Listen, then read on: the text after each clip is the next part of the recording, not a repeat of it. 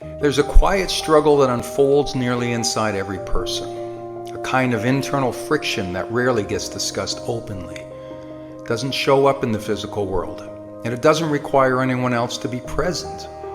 Instead, it emerges in the privacy of our own thoughts, a subtle, persistent tension between who we truly are and the voice inside that tries to convince us otherwise. This voice, often called the inner critic, can be one of the most persuasive forces we encounter.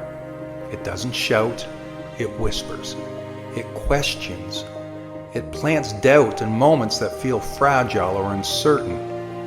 And because it speaks in our own tone, with our own memories and fears attached, it's easy to mistake it for truth. Most people recognize this inner critic. It's the voice that suggests we're not good enough, not capable enough, or not worthy of what we desire. It's the voice that appears right when we're about to take a risk, make a change, or pursue something meaningful. It doesn't encourage growth. It defends the familiar. It thrives on fear, hesitation, and old stories we may have carried for years without ever examining where they came from. Left unchallenged, this voice shapes the way we move through the world. It can make us shrink from opportunities, settle for less when we deserve, or remain stuck in patterns that limit us. Over time, the inner critic can become the kind of mental cage, one built from thoughts rather than walls, but restricting all the same. Yet the presence of this voice is not a sign of weakness. It is, in many ways, a sign of our humanity. The inner critic becomes louder when we're approaching something important or stepping outside the boundaries of who we've been. People don't usually hear strong internal resistance when they're standing still. They hear it when they're on the verge of growth. Understanding this is essential. The goal isn't to silence the inner critic completely. Most people never do. The goal is to recognize it for what it is, a habitual voice, not an authority, a reaction, not a prediction, a fear, not a fact. There's a quiet kind of power in meeting that voice with gentleness rather than hostility. Instead of accepting its judgment as truth, we can respond with curiosity. When the inner critic says we're not enough, we can ask where that belief began. When it insists we shouldn't try, we can question whether the warning is based on genuine danger or simply old echoes of self-doubt. Over time, choosing a different response begins to shift the dynamic. The voice doesn't disappear, but our relationship with it changes. We learn that we can act even when doubt is present. We learn that we can take a step forward without waiting for perfect confidence.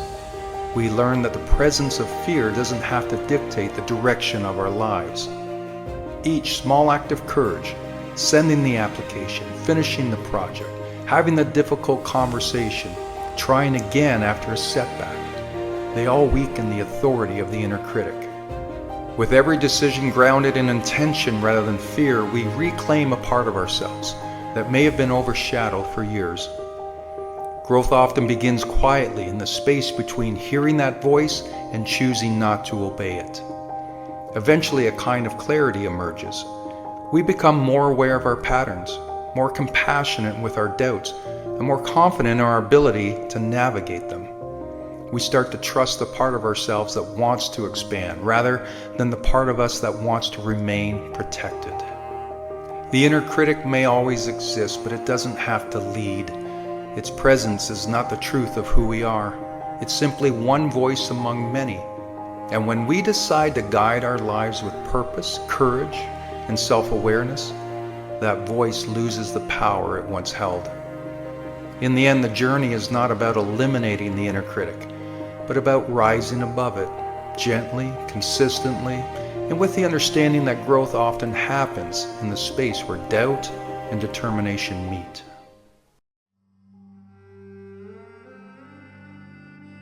Before the world awakens, while the stars still hold the sky, a lone warrior rises. His armor is not forged of iron or steel, but of scars earned from battles fought in silence. His sword gleams, not from fire, but from the countless times he's lifted it when his hand shook with doubt. Each day he stands at the edge of a battlefield unseen by others, a battlefield carved from the shadows of his own mind. And waiting for him there is the enemy within. The enemy has no face, no form. It is a whisper, a shadow, a weight pressing heavy on his chest. The enemy knows him better than anyone else ever could. It knows where he falters, where he hesitates, and where he feels weak. The enemy does not roar, it whispers. Stay down, rest a little longer. You'll never win. But the warrior knows the whispers well. He has heard them in the quiet hours of dawn, when the world is still and doubt grows loud. And so with steady hands, he lifts his sword. The clash begins. It is not the clang of metal on metal that fills the air, but rather the pounding of his own heart. Every swing is a choice. Every step forward is defiance. The enemy lunges with fear, and the warrior blocks with courage. The enemy strikes with despair, and he counters with hope. Some days the warrior drives the enemy back, standing tall as the sun rises. Other days the battle cuts deep, and the warrior falls to his knees, his sword heavy in his grasp. But even in those moments when defeat seems certain, he remembers the enemy within cannot truly win unless he surrenders. So the warrior rises. Always he rises. Day after day, the battle repeats. A cycle as endless as the turning of the earth. To the outside world, the warrior looks calm, composed, unshaken. They see his victories, but never the blood he sheds in silence. They do not hear the whispers he fights against. Yet within, he knows the truth. The greatest war is not fought with nations or crowns, but with doubts and fears that live in the human heart. And still, the warrior fights. The enemy grows clever, shifting forms. Sometimes it's fear, sometimes it's anger, sometimes it's the heavy pull of despair. It waits for moments of weakness, for nights when exhaustion sets in, for mornings when hope feels thin, and always it whispers. But the warrior's resolve is forged in fire. For every scar is proof that he has stood in battle before and endured. Every sunrise is a reminder that he did not break. Every breath is defiance. Though the war is endless, the warrior understands something profound. The fight itself is victory. Each day he shows up. Each day he raises his sword. And each day he chooses to face the enemy rather than hide. He wins. The sun climbs, the shadows retreat, and the battlefield grows quiet once more. The enemy withdraws but never truly leaves. The warrior knows it will return tomorrow. And when it does, he will be there, armor scarred, sword steady, heart unbroken. He's the warrior that battles the enemy within.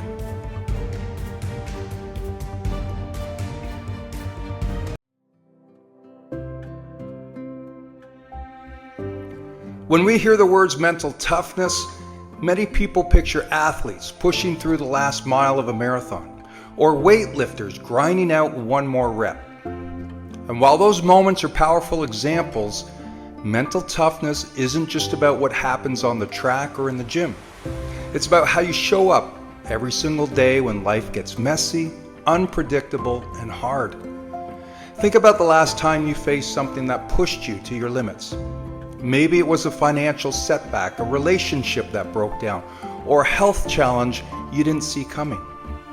In those moments, mental toughness isn't about having superhuman strength. It's about finding the courage to keep moving forward, even when you feel like quitting. Mental toughness in everyday life starts small. It shows up when you choose to stay calm instead of snapping back during an argument. It shows up when you commit to saving a little money each month, even if it feels like progress is slow. It shows up when you wake up on a tough morning and you don't want to face the day, but you decide to get out of bed anyway. You see, grit isn't just for athletes. It's for parents who keep showing up for their kids, even when they're exhausted. It's for students who study late into the night because they believe in their future. It's for anyone who refuses to let a setback define the rest of their story. See, one of the biggest misconceptions about mental toughness is that it's about never struggling. But that's not true. See, mentally tough people struggle just like everyone else. They feel the fear, doubt, and discouragement. But the difference is they've learned to keep moving forward despite those feelings. Let me give you an example. Imagine you're walking through a storm. The wind is pushing against you. The rain is pouring down. And every step feels heavy. Now you could turn back and go home. But if your destination matters enough, you'll keep walking. That's what mental toughness looks like in life. It's the decision to keep putting one foot in front of the other, no matter how strong the storm feels. Mental toughness isn't something that you're necessarily born with, but it is something that you can build. Every time you face discomfort and choose not to give up, you're strengthening that muscle. Every time you hold yourself to a promise you made, you're training your grit. Just like a physical muscle grows in the gym, your inner strength grows in the struggles of everyday life. If you want to build mental toughness, then when you say you'll do something, follow through. When life knocks you down, get up. When you fail, learn, adjust, and try again. It's about persistence. You get to define your life by how you respond when life gets hard. And those moments, the ones that challenge you, are where your strength is forged. So next time you face a setback, remind yourself, it's not a wall, it's a test. And every test is an opportunity to grow stronger. You've survived every single bad day you've faced so far. And that means you have what it takes to face the next one too. Grit isn't just about winning big battles, it's about showing up in the small ones day after day. And if you can do that, there's nothing in life you can't overcome.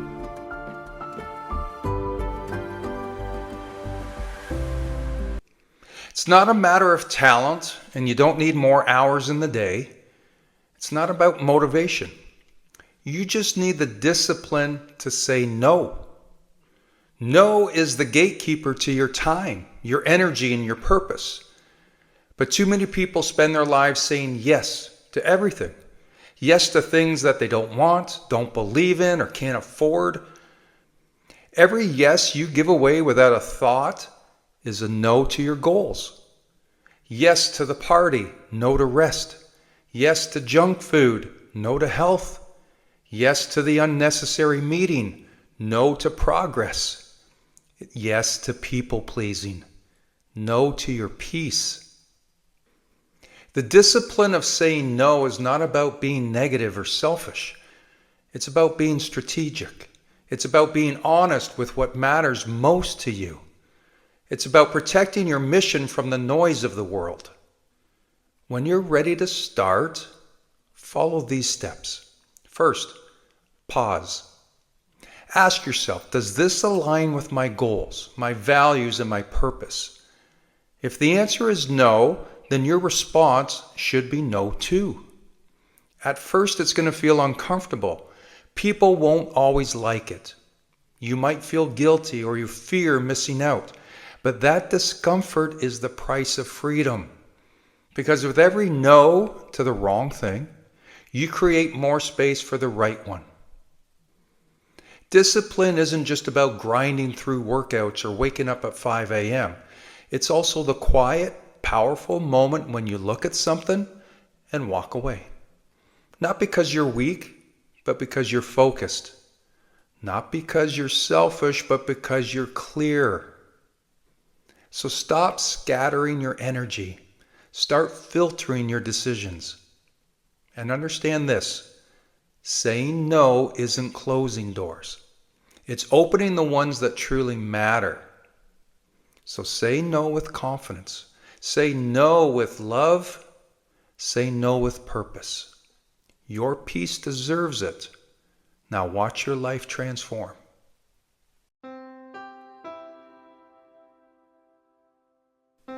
Self-doubt doesn't scream, it whispers. It whispers when you look in the mirror and wonder if you're enough. It whispers when you have an idea but talk yourself out of sharing it. It whispers when you scroll through social media comparing yourself to everyone else and thinking, they've got something I don't. But you are not broken, you are not lacking, you are simply human, and self-doubt is a part of being human. The goal isn't to erase it completely. The goal is to not let it win. Because self-doubt doesn't leave on its own. You have to build your way out of it day by day, brick by brick, habit by habit. So let's talk about how. Let's talk about what you can do every single day to remind yourself that you are capable, you're worthy, and you are enough. Let's start with your mornings. Before the world has a chance to speak to you, you speak to you. Wake up and remind yourself who you are. This doesn't have to be fancy. It's just 1 minute in the mirror saying, I can do hard things. I am still growing. I've survived every tough day so far. This might feel silly at first, but repetition rewires the brain. And if you've spent years doubting yourself, it'll take daily truth to undo the damage. Next, move your body. Not for punishment, but for power.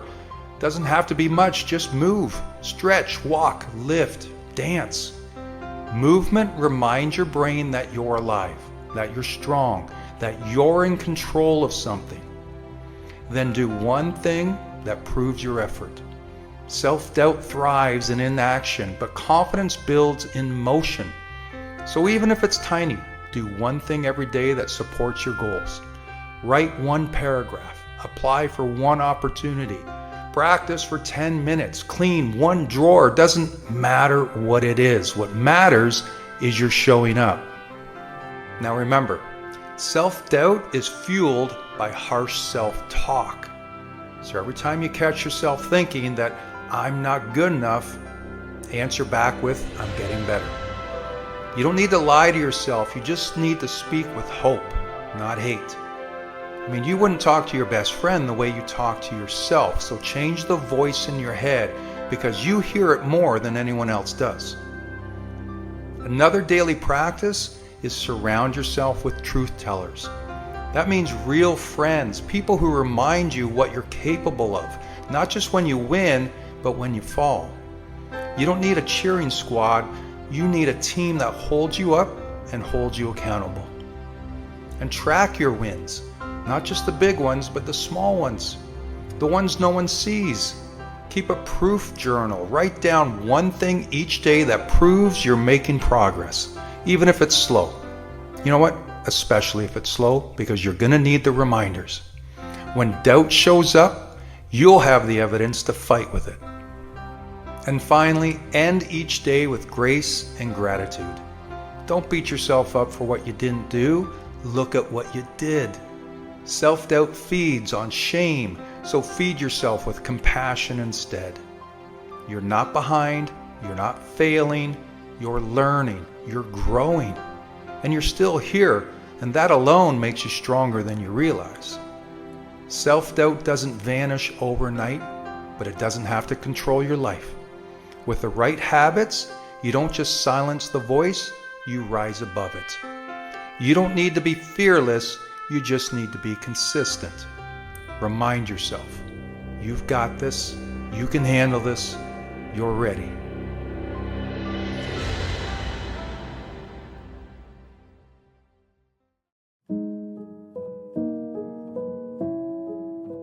When you're healing, recovery is not a straight line.